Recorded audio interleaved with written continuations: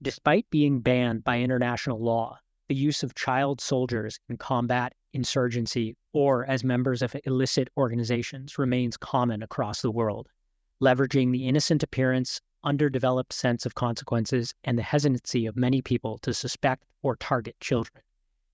Many organizations regard child soldiers as ideal human shields, message runners, observers, and even assassins. Now, the moral dilemma. You are currently deployed to Baghdad, Iraq. Your team has partnered with an Iraqi counterterrorism element for the last 3 months and is conducting raids across the country on high-level targets. Yesterday, your partners received intelligence from their headquarters directing them to kill or capture a mid-level terrorist leader with confirmed ties to murder cells and IEDs. Multiple sources corroborated the identity of this leader as Arshad, and you received imagery of his house and his car, but not his face. You are now on the objective. You have just conducted a night raid on Arshad's house. After checking the ID cards of the killed and detained personnel, you discover that one of the 6 detained children is Arshad. The source you brought on the raid confirms this. Arshad is 12 years old. What do you do? That is an excerpt from Gray Zone Ethics, a practitioner's guide to making ethically difficult decisions by Daniel Pace. Daniel is a retired U.S. Army Special Forces officer, ethics teacher, and family man.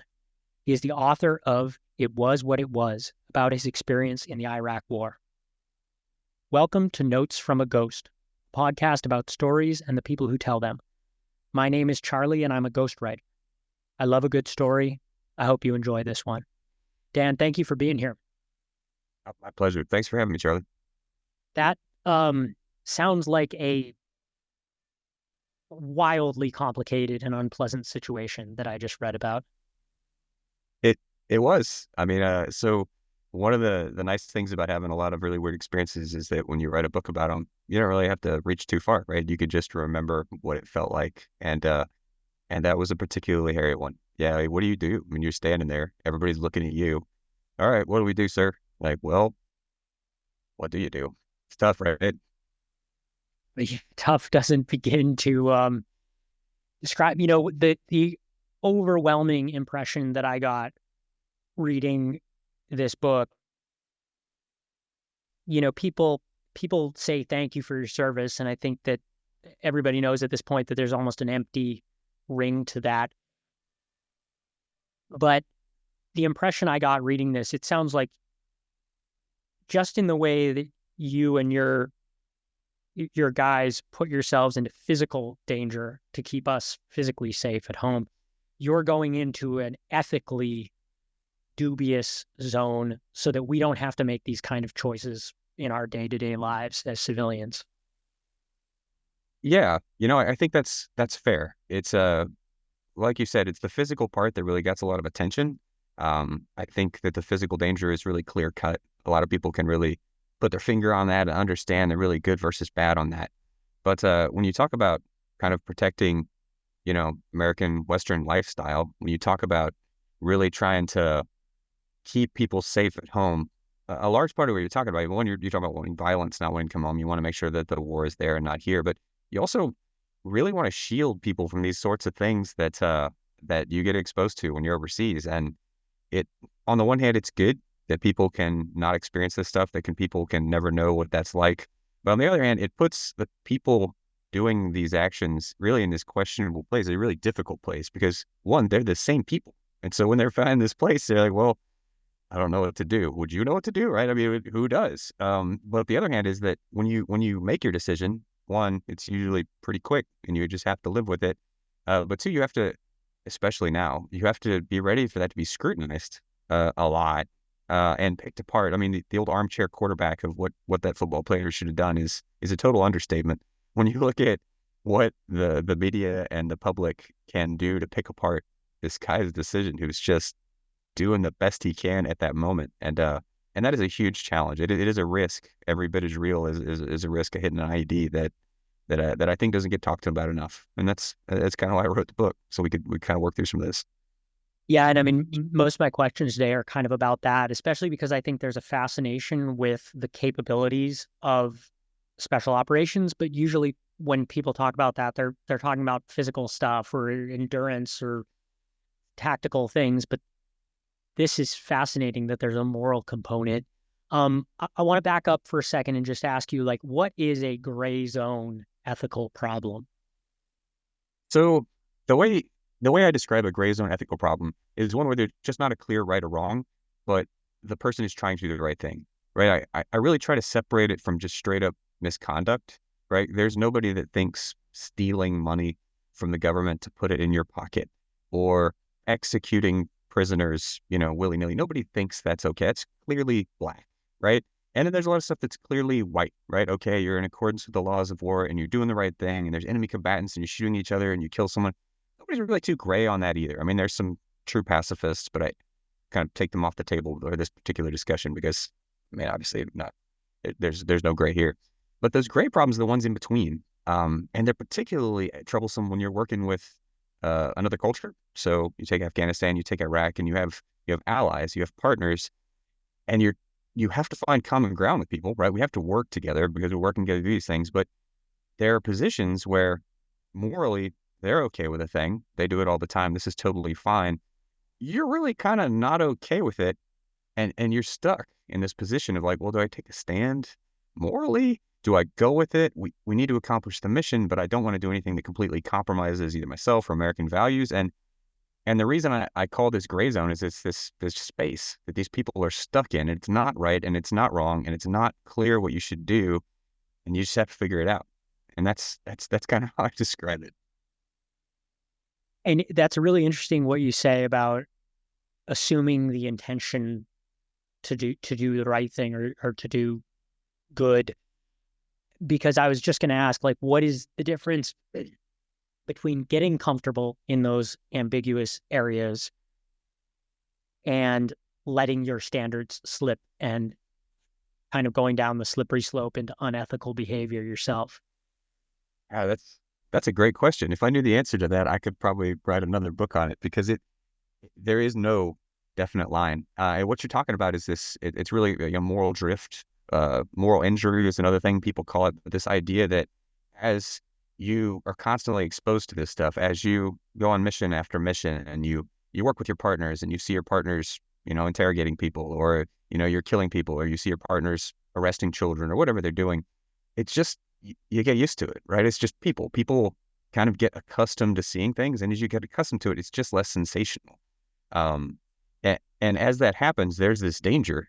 There's this danger that you can almost become kind of permanently tainted by the stuff that you're doing with it. And that's really where moral injury comes into it, right? You really, your own baseline gets reset to the point when you just don't see these differences. And that can be really, really bad when you come home because all of a sudden you're pulled instantly, right? Like I think once upon a time you had these, multiple month decompression periods because transit was necessarily slow, but now you can be home the next day. And so you can be doing these crazy things with the partner one day and the next day you're back home. And, it's funny. There's some practically difficult ones like, oh, traffic laws. I have to obey those again. And that could be kind of funny. Just driving home from the airport sometimes is a little hairy. But obviously there's way more complicated ones that you recognize that that's not okay here, but it's not that easy to train your brain to just immediately snap out of it. And that can be difficult. It could be very hard not to go down the slope or kind of slip down that slope to the point when you're really doing things you shouldn't be doing. You could recognize it if you could step outside of yourself and look at yourself, but it's not that easy. Colonel Kurtz, right, from Apocalypse Now would probably be the most famous case of this, where you're like, well, it's clearly this guy's way gone, but when you talk to him, he doesn't see that. He just sees that he's accomplishing the mission in the most effective way that he could, and weirdly, arguably, he's right in the sense that he is really, really effective, but where's the line? When did he go too far? When did he go from being the best guy ever to a guy we need to kill? To use a fictional character, because that's always safer, right? It's always more fun that way. And it's just Yeah, such a good movie too. it's fascinating, really fascinating, and pretty spot on. I mean, obviously a little hyperbolic, but really pretty spot on.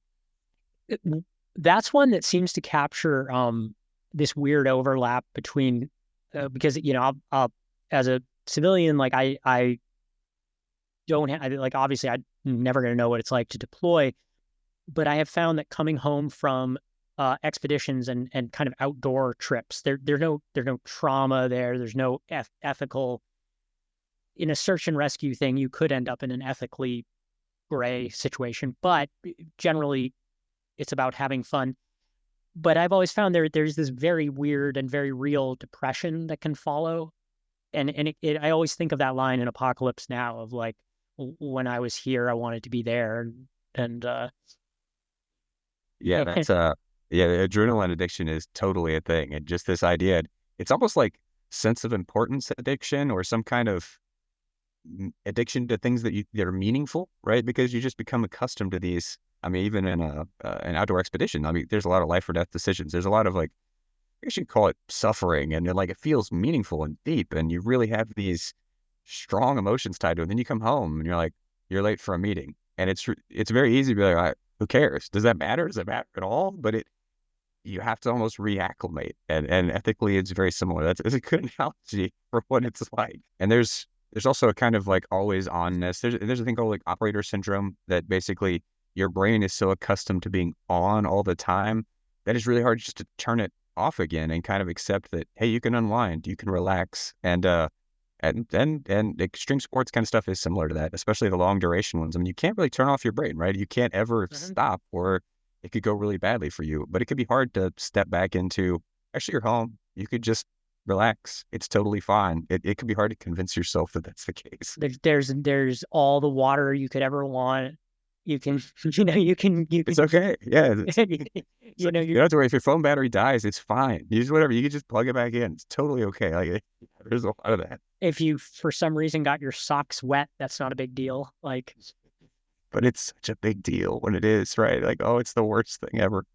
But it's hard to unwind. And if you were in the Donner Party, I mean, there's a couple of extreme, like basic travel ones that do involve with a lot of mythical, ethical implications. But hopefully you don't find yourself there on any kayaking trips. I mean, the book Alive, or there's a new Netflix movie of it, The Society of Snow, which if you've seen the 1993 one with Ethan Hawke and you haven't seen the Netflix one, Happy definitely Netflix. 10 out of 10. It's so good because they do a good job of showing all the MacGyver-ness of how they made their own snow goggles and um, all that. But I mean, yeah, imagine getting on what you think is going to be a 90-minute plane ride between two places where it's like temperate climate on either end. It's like the super not funny version of Gilligan's Island, right? Like there's nothing amusing about it, but it's the same kind of this idea of like, well, we're really prepared for what happened. Do you, Yeah, do you that's super true. do you think that, like, because I think people like have this idea in their head that someone who would do well in the kind of an austere places you describe as like Rambo, tough guy, or whatever. But the person I'm picturing is like the right kind of laid back. Like they're able to go with the flow, but not in like a passive, I don't care what happens way, if that makes sense. So yeah, so it's interesting, right? Because the special operations world is really broad, and so there are guys that are more like the Ranger Regiment side that you would say are relatively tightly wound, very particular, very high energy, and great guys, not taken away from them, but they have fewer of the experiences of like, oh wow, well, I guess we're just gonna have to let this cook for a couple of months, and we can't really do anything about it, and man, all these people are criminals. Well, like I can't totally alienate them. So yes, it does take. There's different raw material that goes into kind of each of those branches. You take the Navy SEALs, the Rangers, the Green Berets, and that raw material does very much drive. One would maybe be a better fit for one. That would definitely not be good fit for the other. But that kind of laid backness and willingness to kind of just adapt to the scenario is very much a piece of the Green Beret kind of fabric. But as kind of talk about the book, that can also be tricky, right? Because if you don't have this really just rock solid moral compass, because you're kind of not supposed to, you kind of have supposed to make friends with people. You're supposed to be able to work with them in a lot of different environments. That can quickly lead to relativism and truly like, well, it's fine. It's all fine. Like, but at a certain point, it's not fine. And so you really have to guard against letting the raw material that you want kind of turn into the material you really don't want, right? You don't want Colonel Kurtz. We all kind of agree on that. But it can be hard to not get there, especially when you select people that are kind of inclined that way anyway. Mm. Um, Now, back to like the kind of what this looks like, and I want to get to what a gray zone for a civilian might be, because I think like that's how, there's still gray areas everywhere, based on what I read in your book. But how do I know I'm in a gray zone versus a clear choice between right and wrong? So it's funny. That's hard to know. That's very hard to know. I think the easiest way to describe it for me is at least where both choices seem like if one just seems right or seems wrong, one, you have to accept that maybe you've drifted a lot. Like, especially if it's been a long time, you might need to question yourself a little more. Like, oh, this seems like the right answer. You're like, well, take a step back. Does it seem like a right answer because you just got really accustomed to some questionable things, or do you really think it is? And there are checks and balances you can kind of build into a system to help with that. But generally, if you're standing there and you're looking at the two options and you're like, well, neither one of these seems great, that's where I really think you get into the gray. You're like, well, this one violates one set of principles, but this one violates another set of principles. Which one is less bad to violate? There's a fun example in the book of this lady. I don't tip her a little story here, but we get pulled over in Iraq. There's this woman. She's having a miscarriage. We know this because her sister comes out and talks to our medic. We go inside. The husband is super, doesn't want us to touch his wife, doesn't want us to have any contact with his wife. Culturally, that's a very big no-no there. And so we just work through the sister to kind of diagnose and say, okay, well, it looks like she's having a miscarriage. She's probably, she's got a high fever. She's probably experiencing some sepsis. Probably not saying this quite right because I'm not a doc.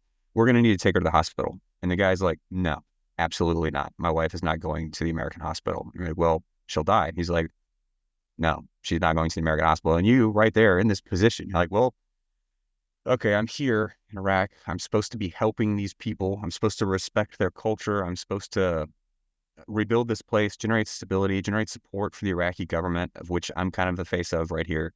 But I'm also looking at this woman that my doc is like, we can save her life or we can leave and she'll probably die.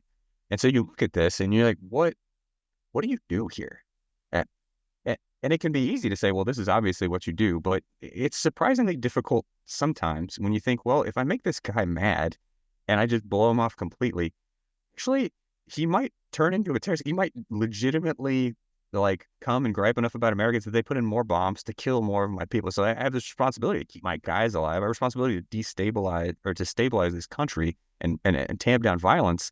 And so respecting values and making friends with people is really important. But at the same time, like, am I going to walk away and let this woman die? And to me, those kinds of situations are just impossibly difficult to navigate. I think you can try and teach people and hopefully generate some ideas on which one seems better for the mission at the time and which one you need to work toward. But in the end, you're stuck with it. And I mean, I still think back on that decision every day. I'm like, well, hell, I picked what I picked. Hopefully it worked out. And that can be quite tough. So I guess, I don't know, does that one seem super right or wrong to you? Like, do you just know exactly what you do in that? Or? No, but and this is what I liked about your book and where I thought it was so interesting, again, just as a civilian student of ethics and history. As you're describing that, I'm thinking one thing, and clearly, medical attention. That's a no-brainer. But I can understand what you're saying about how that could be complicated or that could lead to consequences where other people might need medical attention because of retribution or something. And what if he kills her when we bring her home because she's somehow defiled? Or what if he beats her to death after we bring her back from the hospital? And so you're like, we did all this, we caused the damage, and we still didn't save the lady's life. And you end up tying yourself in knots with kind of picking apart the what ifs, and it can be quite challenging.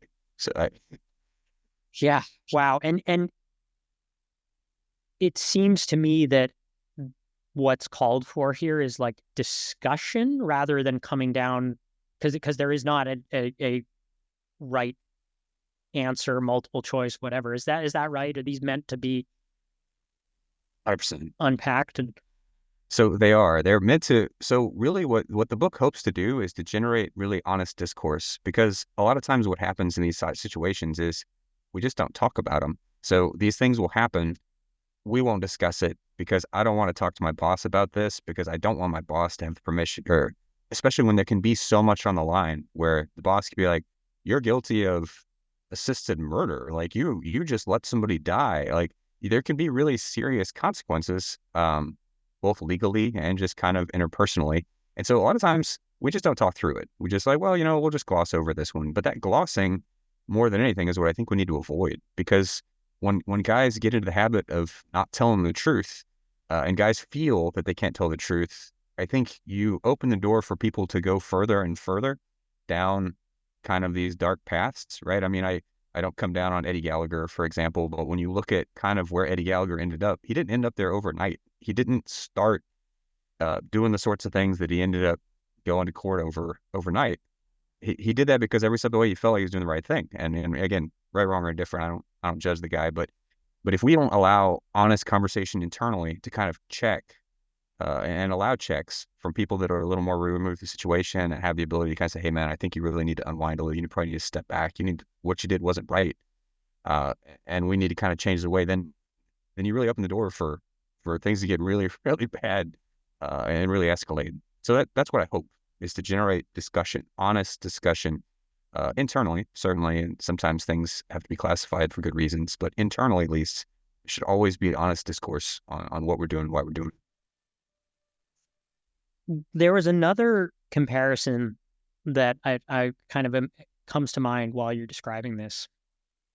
And it seems to me that as a reader, this is one of the great values of fiction, because a lot of great fiction is built around these intractable problems that aren't clear cut. The classic example I can think of is in Huckleberry Finn, where here's a young man growing up in a society where helping a slave escape is like a capital crime.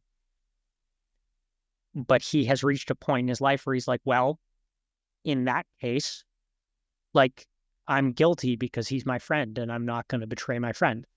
And I think most great fiction, it isn't so much a case of like right versus wrong. It's like choosing between two bad options, or the lesser of two evils, right? Which one violates my principles less?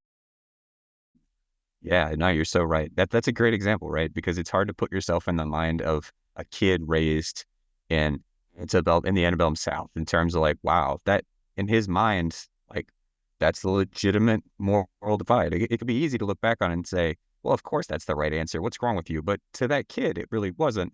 And actually, that's a great parallel for what it's like to kind of second guess stuff that guys do overseas, and find themselves in a lot of situations with, because it can look so simple. It can look like, well, of course that's what you do, but it's not that simple for the person in the situation, and it's hard.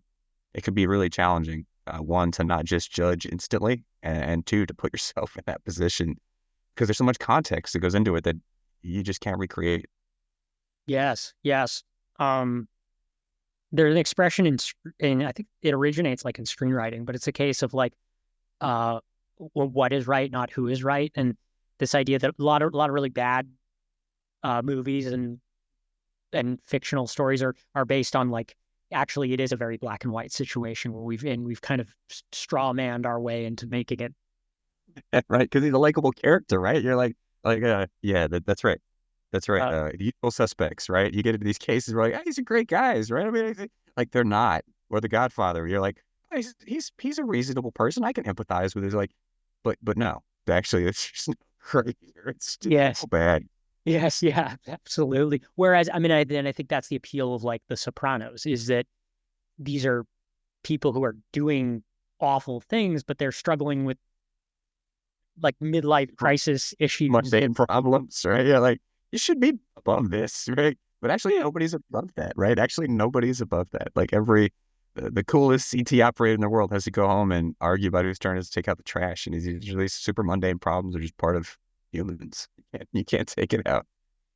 And so I want to kind of now bring this home and look at, because again, like, I think we're living in this time of a fascination where civilians want to learn all about the secrets of special operations, and and there's a glamorizing that goes on. I mean, as an editor and as ghostwriter, I've been personally responsible for helping to tell some of those stories. And,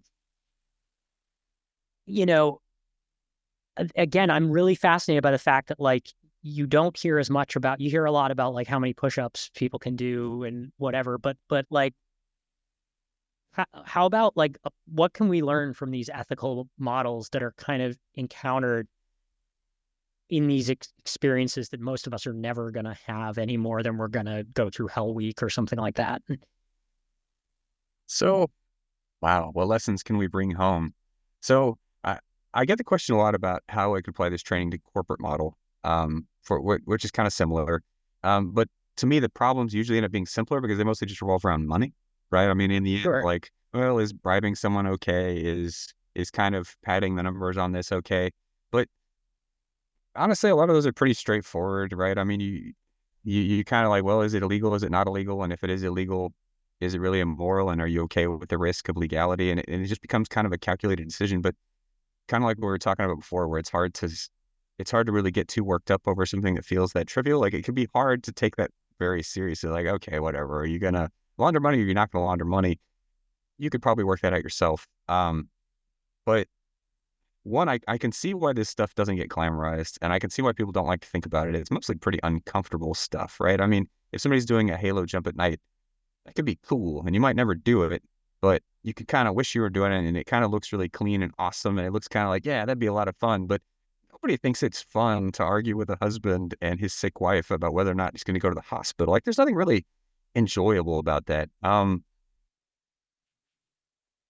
I guess the lesson more than anything else I would hope people would draw from it is just to try and withhold judgment. Like maybe right now we should all just withhold judgment on everything a little more than we do. Maybe that's just a great 2024 generality.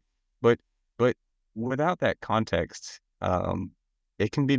I really would like to think that people could just like, well, until you've walked a few miles in that guy's boots, maybe just take it easy. Maybe just don't jump to conclusions too fast, and let's unpack this a little bit and understand it.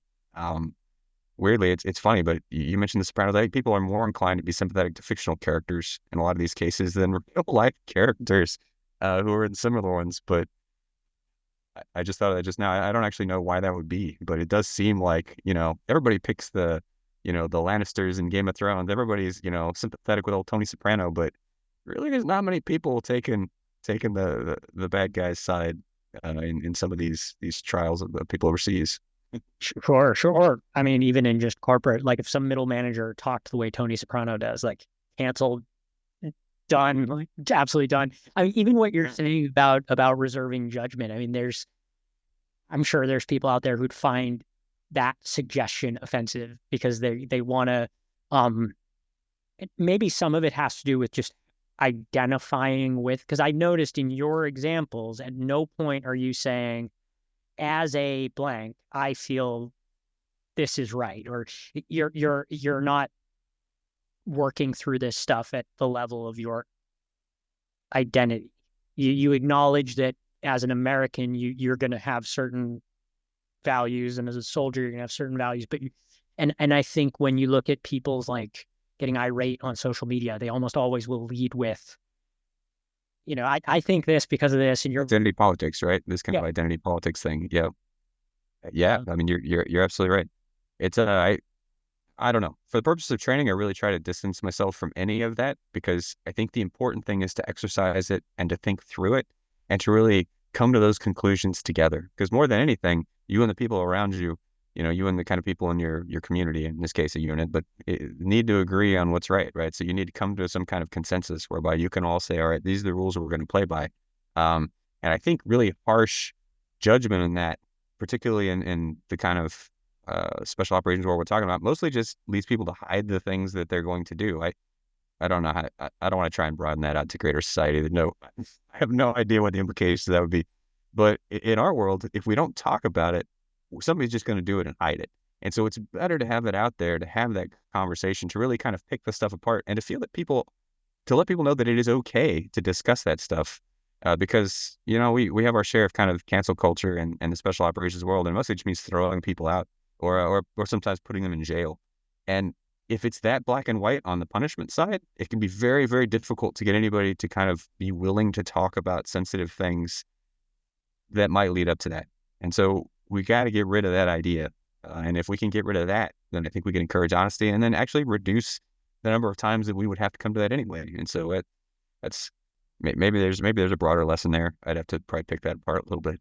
Well, it's funny that we keep getting onto like movies and because the one example I can think of that's pretty high profile would be, let's say you're a director, or writer, or an actor, and that's your whole dream. You moved to LA, you've worked hard and you finally got your break, and then all of a sudden your movie is going to be financed by like Harvey Weinstein.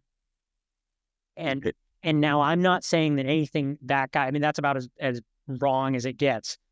But to me, it seems to me the gray zone there could be, let's say you are the person who now has to weigh your career prospects against standing up to someone who is doing something you know is wrong, knowing that it might cost you your career to stand up and say something. That's an excellent point. And I hadn't really thought of that angle, but it touches on, whistleblowers, right? This idea that, you're going to get blackballed, but at the same time, you just feel you have to do it because it's the right thing. And that could be super challenging. I guess it's weird because that gets just super black and white, right? And a lot of times you're talking about right or wrong. Although in the Weinstein case, you might say that it's black and white for him, but for you working with him, maybe it gets a little grayer in terms of, well, am I really underwriting what he's doing by working with him? I don't really know. I'd have to give that some more thought, but you're right. That does create this interesting angle, particularly as you remove yourself from the person doing the action and you're just talking about associating with the person doing the action. Like, at what point are you associating enough that you're really kind of underwriting what this person's doing and propping up this kind of system and this model you think is really wrong? And at what point do you need to kind of say, no, I just can't do that? I don't know. Gosh, I don't know the answer. That's the worst part of being an ethics person, right? I don't know. I don't know the answers. Like you take a swing at it when it happens, and I hope it works out for you. Sure. Because I mean, again, like that sounds easy. That sounds black and white, but knowing that the cost might be this dream career of yours or what have you. And yeah, you might go work at Denny's for the rest of your life because you did this. Like, are you willing to pay that price? That could be a heavy price, even in a non-combat situation, right? Like, a lot of us, we all have those kinds of interactions every once in a while. And I've heard that put forward too, that oftentimes really unethical behavior will propagate in an environment where people put so much on the line to even get to that place, and it's competitive versus a gap fill of a job where someone could take it or leave it and they're not dependent on it. That's 100% true, right? Because the stakes have to be high to generate the kind of pressure that generates that situation. Like, there's all kinds of ethically gray things. Like, do I stop for this yellow light? It's not really ethically, but we'll say it's legally gray. But nobody cares. Nobody gets wrapped around the axle whether you blew the red light or not, except let's say the cop that pulls you over and gives you a ticket. But the higher the stakes are, the more you really have to think through it and chew on it. And unfortunately, the higher the stakes are, you don't necessarily get more time. A lot of times it's really just like that moment. Okay, do I say yes? Do I say no? I have 4 seconds before it's socially awkward and I've ruined this whole thing. And wow, that pressure can really make things difficult. You talk about red lines and kind of drawing those. How do I draw a red line in my personal life? Like, what does that look like in a kind of a generic way?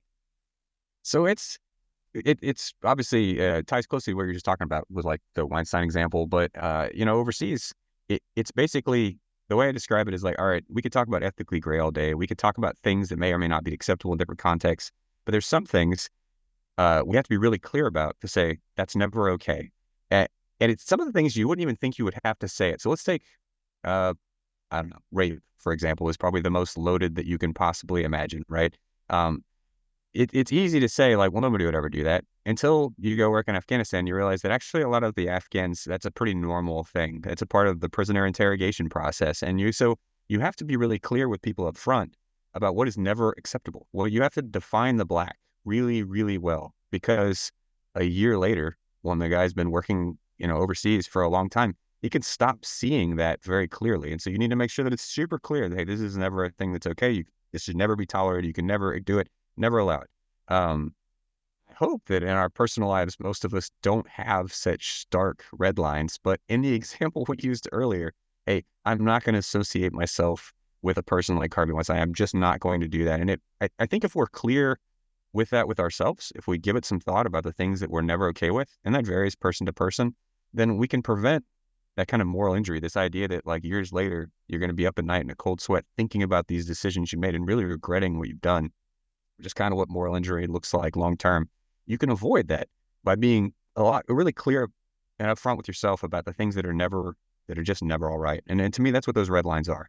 They need to be really well thought out. You really got to put some thought into that because you really, as you up the stakes, it can be really tough not to violate some of that stuff. And you need to make sure you're super clear about it. And so in the military sense, that means a lot of conversation, but internally, just introspection, right? I mean, you know yourself, you put yourself in a lot of probably questionable situations. Ideally, you don't have to violate one of those red lines before you've thought through it, but understanding who we are and what our values are, I think can go a long way to making us be, just healthier later in life and not have the kind of regrets that nobody wants. Mm. I mean, the thing that comes to mind maybe on the home front is things like domestic violence, where there, can be an intimate bond that is violated through like inexcusable behavior, but it can be a cycle where someone actually finds it very hard to say, well, no, I'm not going to stay with this person who hits me, for example. Yeah, 100%. Like some of that gets really loaded, and it's really hard not to unpack things, and it's hard not to either. We talked about the straw manning earlier, this kind of walking yourself into being sympathetic with the various characters in the situation, but that's really where the red lines come in, because rationalization is such a powerful human tendency. Like nobody rationalizes like we do. Like, well, maybe it's okay because of this, and you can really see where that. No, sometimes you really just have to have things that are not okay, and kind of understanding those red lines. Either I will not hit or be tolerate being hit. You just have to be clear about that, and then you just got to stick to them. And gosh, it would be nice if that was easy, but yeah, that's even then it's not easy, right? So many of these, I mean, yeah, so many of these things. It sounds like if this was easy to work through, or the answers were obvious, we'd be living in a much safer, more peaceful, more understanding world. Sure, and we don't talk about any of those things because they're not really that interesting to talk about, right? People like to kind of chew on the really prickly problems. Nobody's that interested in the stuff that's really black or white, I think a lot of times. So to take it down kind of another notch and away from real boundaries and violations of ethics and stuff, I want to go to kind of a personal example that I think anyone who is listening to this, who's a ghostwriter or a editor, has probably experienced, and that is working with people where we don't share this person's values, but we are responsible for communicating what they believe faithfully. And maybe we have to write something that we don't kind of personally agree with or like. And I know it seems like no two people draw that line exactly the same. I know some people who they don't care at all. They'll do a book for someone who they have totally, well, they'll do a political book where they totally disagree with the politics. I know other people where they won't do any political book for that reason. They don't want to get into controversy. Are there some ethical tools where I can kind of figure out and have that conversation with myself before I have to sort of have a dark night of the soul or get into it with a client or whatever? Yeah, that's it. So one, I think so. One, I think the way that we define red lines, because a lot of what you're talking about just goes straight back to red lines, right? Like things that you just don't do under any circumstances. But a lot of times we can tease those out in situations when we're not just instantly violating our principles. And a lot of it's just as simple as role playing, right? I play a lot of role playing games with my kids. I got 5 kids, so we play a lot of games, and we try to work in some of these challenges to make sure that the kids are prepared, so that the first time they encounter that situation isn't a time when it's really, really important. Like better to encounter it in pretend world and then think about what that's like and then think back on it and really like, man, Dad, I probably shouldn't have done that. Like, yeah, you shouldn't have, but this is all just made up, so it's okay. When you talk about the ghostwriter's role, one, there's some commonality there, I imagine, anyway, because you got to role play to an extent to just kind of get this thing on paper. But thinking about putting yourself, I can't even imagine when you're like, okay, well, I've taken an advance. I'm halfway through this book and I think this person is horrible. What do I do with this? Like, do I just write this out? In theory, I want to write this story so that the person looks good because I mean, they're paying me to write the story. They're telling it.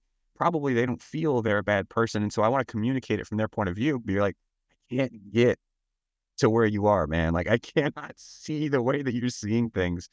I gotta think that's really, really challenging. But I think the only way you could do it is to kind of work through some of this in advance. Like I just understand what these scenarios are, kind of practice through them, talk your way through them, and then just see what do they say. Like you never know. You always know when you made the wrong decision because when you're left with two choices, you make the one. You're like, oh, that wasn't it. I should have done the other one. And that's like, what do I have to eat tonight? That could be a lot of things.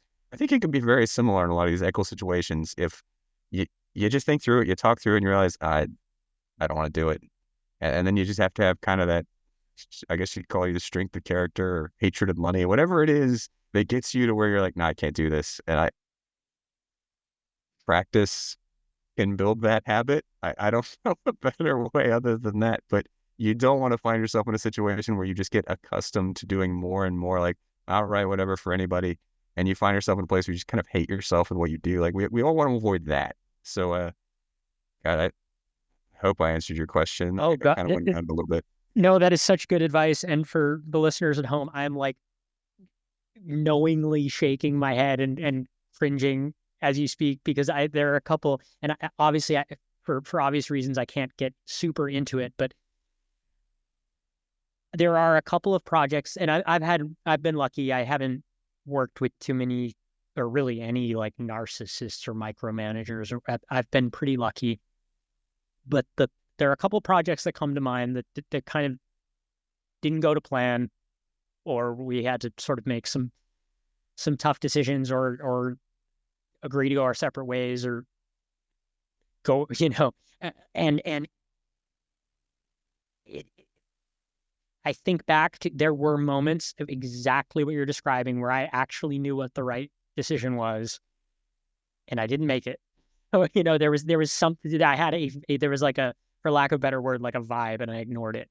And then the other thing is, there are very simple questions I could have asked earlier on that might have revealed some of these. I think probably the most common issue where it isn't, you didn't know what you were getting, you didn't sign up. Okay, I know I don't agree with whatever, but I'm going to do it, is where there is some dishonesty going on that doesn't reveal itself until you get deep into the person's story. And there's different. I know that some of the clauses in a contract that deal with plagiarism depend on very accurate kind of draft history to just make it clear who introduced the fabrication or whatever. And I don't know. It's interesting how there's a blend of like professional ethics and legal standards that are not at all gray, and then there's what you're describing of having kind of a good nose for drama and It's funny, right? It's funny. It's funny because what you just described is, I think, a lot of the process about you can avoid that in the future, right? Like, because one of the hugest things you could do is like, well, you can't beat yourself up too much over the things that happen because they're the things that happened, and you can only amend future action based on them. So these kind of reviews of what happened and how you got there, honestly, I think they can help with like the healing process for things we feel really bad about. Like, okay, well, I understand what happened. That was bad.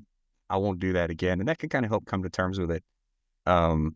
Just right there. So when you talk about how to avoid in the future, to me, like, well, look at the past things and the things you weren't very comfortable with, that's a great way to look forward. But, it's funny. We talk about kind of going with your gut and you're like, well, you got this nose for it. And that, on the one hand, that's important, right? That's an important tool, whether you call it your conscience or, your gut feeling, whatever it is. We have internal checks on this stuff that kind of let us know kind of subconsciously what's right and wrong. But the problem is that over time, we could kind of train it to not work anymore. We can train it to be kind of flawed. And so that could be that's a high risk. That could be a high risk. And the more you expose yourself to these situations, the easier it can be to kind of rationalize that voice. Quite the two little cartoons, right? The little angel and the devil. It could be very easy to kind of just stop listening. And that can be hard. And legal, we didn't talk about legal versus moral, but that super complicates the issue. I think today we tend to conflate those two. We tend to say, well, if it's illegal then it's immoral. Like when there's actually a lot of area there where that's just not the case. And we shouldn't always just trust the law to tell us what is the right and wrong thing to do. We have to be careful with that, because we can just say, well, it's not illegal and therefore it's okay. And that's definitely not the case in all situations. Do you think that an upbringing where you might be around some gray area, I'm picturing like, almost the difference between like an outlaw and a criminal. Like, I think someone who's, whether it's like moonshining or, Sonny growing. Corleone, right? Yeah. Let's take Sonny Corleone, right? Yes, 100%, right? Like what you grow up with will set that little voice. It'll kind of set your gut. And so then you get into kind of really like the objectivity of what's moral and the kind of what's moral for you. And gosh, that's a really sticky one, right? Like what is objectively moral versus what is just right and wrong for you. But obviously the kind of upbringing that Mr. Corleone had and his accepted, like, let's call it consequence management and problem solving methods, so different than anything that any of us grew up with. For him, that's totally normal, but it could be quite hazardous. You can work yourself in a situation where you're like, well, this is just the way we are. This is the way that things should be. And it could be hard to walk that back. I mean, if you grew up in rural Afghanistan, your moral compass is different and not even more relative. You really feel some things are very wrong and very right. And I will not feel the same way. And a lot of other people wouldn't either. And those hard conflicts, I don't think come up as much when we're all from the same place. They do still to an extent, but once you introduce like kind of international culture, you can find very, very radically different acceptable practices and even like strongly held this is the right thing to do is they can totally affect it. So yeah, I think yeah, the way you grow up can make a huge difference um, in kind of how we carry ourselves. It's funny you bring up the example of Sonny Corleone because the main character of that movie, Michael, is the one who undergoes the greatest moral transformation. Because at the beginning of the movie, he's a decorated war hero and he's not involved in any of his family's criminal activities, and he is about to start a family, and by the end of the movie, he's the Godfather, the new Godfather. That's right, right. Like he's an interesting character because they kind of present him as the guy that was never part of the family, and so you could say that he grew up normal in a way. Like they tried to make him grow up as normal as possible, whatever normal looks like growing up in the Corleone family. I don't know how normal you can make it, but yeah, Sonny is obviously the one that just completely in the camp of the family, and so even those two, looking at how morally they handle situations, I guess it's just interesting to look at kind of how different it can be when you grow up a little different.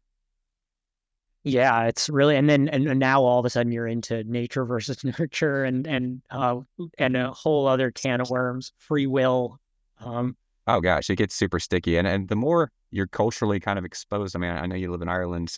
There's some differences even mhm. in the way that Europeans and Americans view things. Gosh, when you get into a lot of the Middle Eastern cultures, you get into Central Asia, you see this really divergent set of values. You're like, well, what is nature and what is nurture?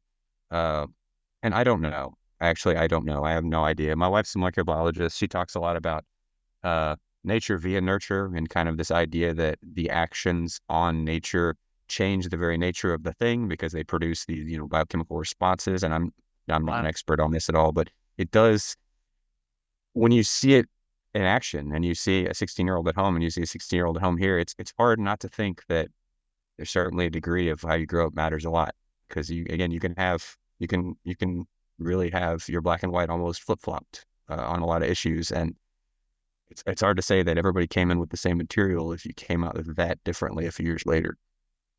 And it's weird how even like geography can, like people talk about an island mentality, or and that like you look at culture in a place like Ireland, and there are certain elements of culture and the way people's values that are shaped by the reality that you are sharing a small remote place with a limited number of people for the rest of your life. And even though that now Ryanair is a thing and you can go on vacation in Spain and whatever, but but the idea is that like, and I found that this is like living in a small town, that there's a accountability that's sort of baked into a lot of things, and some of that can be very positive, but some of it can feel constricting. And um, the even a friend of mine said, when you move to a place like when my wife moved here, everyone already knew who she was Yeah, through me. And a friend of mine was saying, like, we've just got to learn one more name, and you've got to learn all our names. that's true. And yeah, that can really throw a lot of that stuff in relief, right? That can really like make it pronounced just how different cultures can be. And nobody does it like the Europeans, right? If you're not from that village, if you're from one village over, it's like Shelbyville and in Springfield, right? Like you just like these villages look indistinguishable to me, but to you they're infinitely different, and they're the worst humans ever. That's strange. Again, to me, I can't tell the difference. It's like, oh, those people, no, they're definitely not like us. It is very pronounced in a lot of the European villages. Well, Dan, I know we're almost out of time, but the one thing we didn't get to really talk about, but I want to ask you about briefly, my friend Dave was on this podcast, part of your community in a different era in the war, but he called it the Adventure Plus package. And I'm wondering about that transition from Special Forces community to author, and kind of, were there unique challenges there? I know you and I had talked about the publication review process and some of that, but um, what was that like, and what was it like writing a book and kind of deciding what to talk about and what not to talk about? It, I guess the hardest part for me is like I want to tell stories. I mean, obviously the first book was uh, more of a text, a training manual, but the second one's really just stories, right? It was what it was, is a bunch of tales, and it's really difficult to figure out how to tell those stories. And we just spent like an hour talking about differences in context and how it can be really difficult to understand another context because you kind of walk yourself into this world and that's the world you lived in. And so it can be hard to picture what other people are seeing. Um, it's hard to tell those stories because it's really hard to balance level of detail and kind of level of jargon. Like on the one hand, you want this like Clockwork Orange level of immersion into this world. You want to kind of shake the reader up and bring them into this world where things are different, but you don't want to just lose them, right? I mean, Clockwork Orange is probably the exception in the sense that it's really, really alien, but somehow people still kind of liked it in the end. It's hard to get into. You probably don't want that much of shaking people up, but the military work can be like that. You can quickly make the characters unapproachable, like completely like, what is this person? He's the worst person ever. Or you can make it so kind of alien and technical that people don't really experience it. And so I found it very challenging to kind of bring in the emotion and the difficulty of the situations, but also making it approachable at the same time. And then kind of using all those vignettes, these little stories to tell a larger story with a point. And you're always constrained with nonfiction because you're trying to actually tell the truth, right? And so, Yes. three-part plays are great, but or three-act plays are great, but life doesn't always happen in three-act plays. So how do you make that kind of meet reader expectation and also bring the reader in and also have this closure and all the other stuff that you want in a good story while keeping it true and while bringing the reader into your world? And that is really hard to balance, I found. Did you enjoy the process of writing and getting it on the It's page? funny. I did. I enjoy writing. I enjoy editing less, and I enjoy marketing even less. So when we talk about the self-publication world, like, yes, all the best parts were the first 20%, and then it just gets kind of decreasingly enjoyable from there as we get into the cold, gritty underbelly of making a book into something kind of successful. But on the whole, I enjoyed it enough that I'll keep doing it. But yeah, it is. We all get to sell our souls a little bit when we're trying to figure out how to actually make something successful and stay true to our vision. That is difficult. No Harvey Weinstein instance for me. Fortunately, we're not. I'm not tragically or fortunately not popular enough for that sort of pressure. But we will have our little difficulties. Yeah, it's not. I mean, it's someone was saying it's like a headache the best of times publishing a book, but you say you're going to keep going, and I was going to say, like, writing one book is hard. writing 2 books is pretty hard, but once you've written two, I bet you're going to write a third. What's next? Are you working on? So I am. I'm working on a prequel to It Was What It Was right now to talk about enlisted life. There's just a huge difference in like tone and style of what it was like to be a private in the infantry in the early war, like right at 9/11, in the Army of the 90s and what it looked like getting into that. And it's just such a different world than even it was by 07, 08 when It Was What It Was a set. And maybe someday we'll end up writing the sequel and just put a nice bow on the entire GWAT. But I don't know. We'll just see. As long as it's fun, I'll keep writing. And as long as we can keep putting stuff on paper and people keep enjoying reading it, I'll keep putting it together. But that's the current project. Well, I'll keep reading for sure. I mean, these are great reads, and I think people can learn a lot from your stories. Where can listeners find you, by the way? So I'm a total Neanderthal on social media. So I use LinkedIn like every other retired Army guy because LinkedIn is what we use, and I'm just not super good at all the others. I have a Substack called Dan Substack, and I guess so those are my two probably venues. I have a website, danielvpace.com, where you can click and see the books. And if you want to buy a copy, obviously you can buy a copy. And I hope to get more technically advanced with that sort of thing, but it's always a balance against time and what you're willing to put in. And gosh, when do you stop enjoying it, right? Because you want to keep writing, but the more you put into the things you don't really enjoy, the harder it can be to kind of keep doing the thing you love. So it's a challenge for sure. I'm sure you're more than aware of this. Oh, yeah, I call it homework forever. It's like it's karma for never doing my homework when I was in school.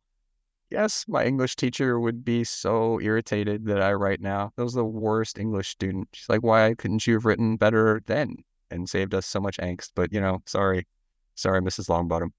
Oh, love it. Dan, thank you so much for your time. This is awesome. Hey, it's my pleasure, Charlie. Thank you very much for having me on. And best of luck in prepping for that trip. That sounds amazing. And look forward to seeing what you do next. Thanks, man. If you have an epic story, I'd love to hear it. You can find me at dailyprose.com or on LinkedIn. My links and Dan's are in the show notes. Thanks for listening.